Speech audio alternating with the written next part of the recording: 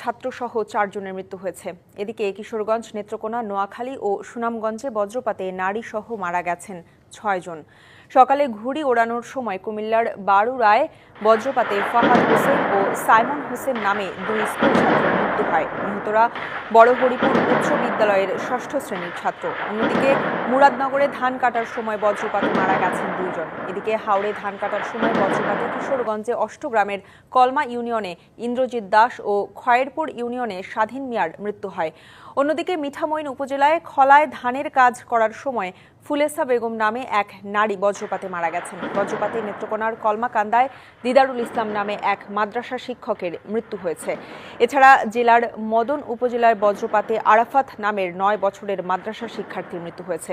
নোয়াখালীর সোনাইমুড়ি ও সুনামগঞ্জের শাল্লায় বজ্রপাতে আরও 2 জনের মৃত্যু হয়েছে।